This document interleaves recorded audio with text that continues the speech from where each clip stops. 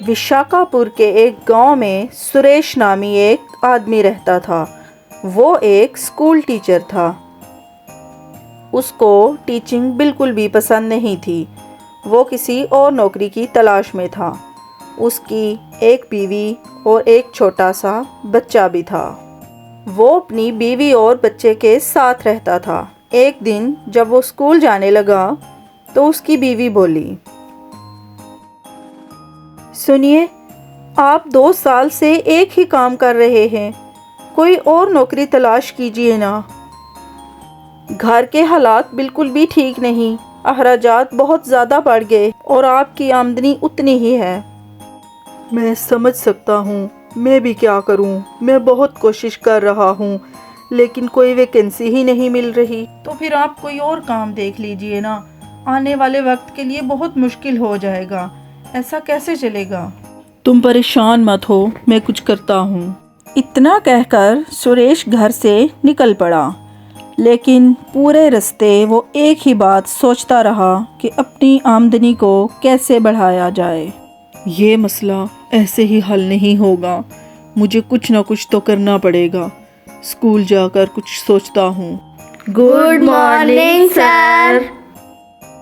Good morning बच्चों। सुरेश जैसे ही कुर्सी पर बैठा, कुर्सी टूट गई और वो नीचे गिर गया। ये देखकर सारे बच्चे हंसने लगे। सुरेश जानता था कि ये काम क्लास के बच्चों का ही है। वो बच्चों पर बहुत नाराज़ हुआ। उसका गुस्सा देखकर सारे बच्चे खामोशी से बैठ गए। उस दिन क्लास में पूरा दिन सुरेश ने खड़े होकर बच्चों को पढ़ाया। छुट्टी के बाद सुरेश ने कुर्सी को अपने कंधे पे रखा और मिस्त्री के पास ले गया। मिस्त्री को कुर्सी देकर फिर वो अपने घर की तरफ चला गया। अगली सुबह वो अपनी कुर्सी को वापस लेने के लिए दुकान पर पहुंचा। भाई, आपने मेरी कुर्सी ठीक कर दी। मुझे माफ़ कर दो भाई, मैं कुछ बिज़ी था इसलिए तुम्हारा काम नहीं कर सका। ओह नहीं, क्या मुझे आज भी कल की तरह पूरा दिन बच्चों को खड़े होकर पढ़ाना पड़ेगा? अरे नहीं नहीं भाई, आप एक उस्ताद हो, आपको मैं कैसे खड़े रहने दे सकता हूँ। मैंने कल ही एक नई कुर्सी बनाई है, आप उसे ले जाइए और जब मैं आपका काम पूरा कर दूंगा तो आप मुझे मेरी कुर्सी वापस दे जाना, ठीक है? लेकिन अरे नहीं भाई, आप ले जाइए। दुकानदार के बार बार इसरार करने पर सुरेश वो कुर्सी ले आया। क्लास के सभी बच्चे नई कुर्सी देखकर हैरान रह गए, क्योंकि उन्हें लग रहा था कि आज भी सर को खड़े होकर पढ़ाना पड़ेगा। स्कूल की छुट्टी होने के बाद बच्चों ने आपस में फिर एक प्लान बनाया। उन्होंने सुरेश की कुर्सी को तोड़ दिया और सुबह जब सुरेश क्लास में पहुंचा तो कुर्सी पर बैठते ही सुरेश फिर से नीचे गिर गया। क्लास के सभी बच्चे ज़ोर ज़ोर से हंसने लगे।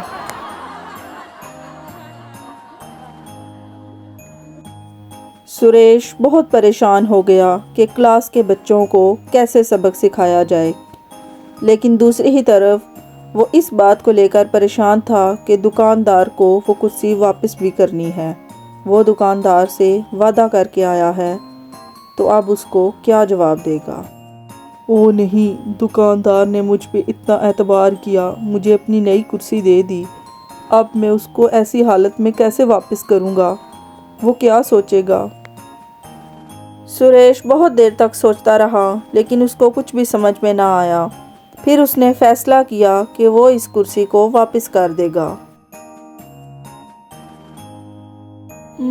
ऐसा करता हूँ, ये कुर्सी देकर अपनी वापस ले आता हूँ, दुकानदार से सॉरी भी कर लूँगा और इसके बदले उसको पैसे भी दे दूँगा। सुरेश इन्हीं सोचों में गुम अपने घर को चला गया। घर में भी उसे यही बात सताती रही और वो पूरी रात सो ना सका। अगली सुबह जब वो स्कूल जाने लगा तो रास्ते में वही दुकानदार उसको मिला। हाय सुरेश भाई, کیسے ہو آپ؟ اور میری کرسی اچھی تو ہے نا؟ ہاں ہاں بہت اچھی ہے۔ کیا ہوا بھائی، کیا آپ کو میرا کام پسند نہیں آیا؟ ارے نہیں نہیں بھائی، آپ کی کرسی بہت اچھی ہے، مجھے بہت اچھی لگی۔ ارے بھائی، یہ تو آپ کا پیار ہے جو آپ اتنا کہہ رہے ہو۔ آپ کے ہاتھوں میں تو جادو ہے بھائی، بہت آرام دہ کرسی ہے۔ بہت شکریہ بھائی میرے کام کو سراہنے کے لیے۔ اب آپ بھی جائیے، میری وجہ سے آپ کو دیر ہو رہی۔ ٹھیک ہے بھائی، میں چلتا ہوں۔ سریش جب اسکول پہنچا تو کرسی کو دیکھ کر حیران ہو گیا۔ جو کل ٹوٹی ہوئی تھی وہ آج صحیح سلامت اپنی جگہ پر تھی۔ واو، یہ کیسے ہو سکتا ہے؟ کل تک تو یہ کرسی بالکل ٹوٹی ہوئی تھی، آج جڑ کیسے گئی؟ سریش نے کلاس کے سبھی بچوں سے کرسی کے بارے میں پوچھا، لیکن بچوں نے صاف انکار کر دیا۔ سریش کافی دیر تک کھڑا اسی بات کو سوچتا رہا۔ بہت دیر سوچنے کے بعد، اوہ خدایا، یہ تو کوئی معجزہ ہے، یہ تو کوئی جادو ہو گیا میری زندگی میں۔ امید ہے اب سب اچھا ہی ہوگا۔ اتنا کہہ کر سریش پھر سے کلاس کے بچوں کو پڑھانے لگا۔ تبھی وہاں پر اسکول کے پرنسپل آ گئے۔ سریش، میں آپ سے کچھ کہنا چاہتا ہوں۔ جی جی سر، بولیے۔ بچوں کے والدین آج کل آپ کی کمپلین کر رہے ہیں۔ لیکن کیسی کمپلین سر؟ ارے نہیں سر، میں تو مذاق کر رہا ہوں۔ میں آپ کے کام سے بہت خوش ہوں، آپ بہت اچھا کام کر رہے ہیں، اس لیے میں نے سوچا کہ میں آپ کو اپنے دوسرے اسکول میں ٹرانسفر کر دوں۔ لیکن سر، میں یہ سب کیسے مینیج کروں گا؟ دوسرے اسکول کی ٹائمنگ تو شام کو ہے، تو صبح کو آپ ادھر پڑھانا اور شام کو دوسرے اسکول میں، اس طرح آپ کو ڈبل تنخواہ دی جائے گی۔ کیا سچ میں سر؟ تو پھر ایسے ہے کہ آپ کلاس کے بعد مجھ سے مل لینا اور جو کوئی بھی مسئلہ ہوا مجھے بتا دینا۔ پرنسپل کی بات سن کر سریش بہت زیادہ خوش ہو گیا۔ ڈبل شفٹ کا مطلب ڈبل سیلری، اور ڈبل سیلری کا مطلب ساری مشکلوں کا حل۔ سریش یہ سوچ کر بہت خوش ہو گیا اور جا کر اپنی کرسی پہ بیٹھ گیا۔ واو، یہ دن میرے لیے کتنا لکی ہے، ساری پریشانیوں کا حل اپنے آپ ہی نکل رہا، اب تو میں بہت خوش رہوں گا۔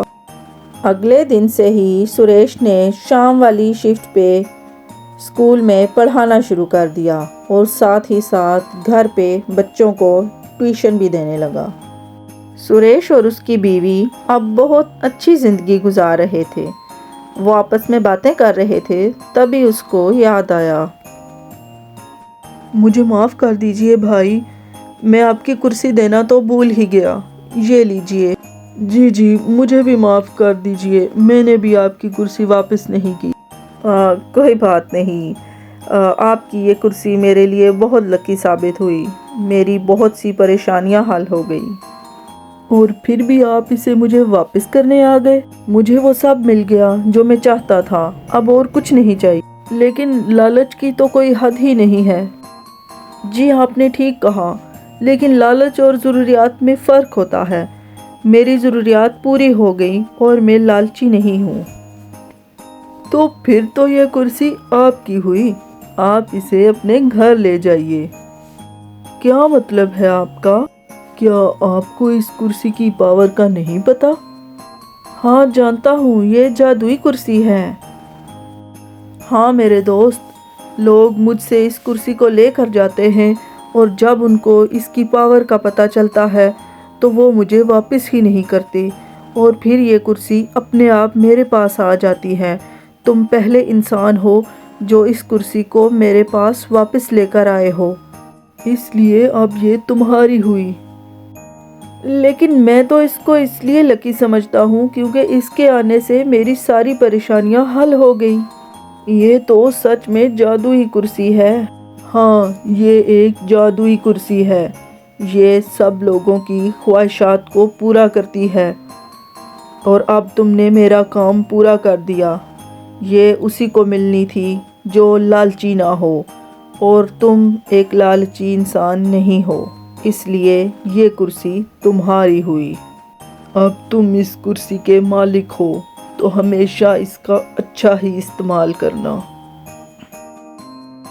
سریش کرسی کا مالک بننے پر بہت خوش ہو گیا۔ اس نے دکاندار کا شکریہ ادا کیا اور کرسی کو گھر لے آیا۔ ایسے ہی سریش کے دن اچھے سے اچھے ہوتے گئے، لیکن اس نے کبھی بھی کرسی کا غلط استعمال نہیں کیا۔ کہانی اچھی لگی ہو تو لائک اور سبسکرائب ضرور کریں۔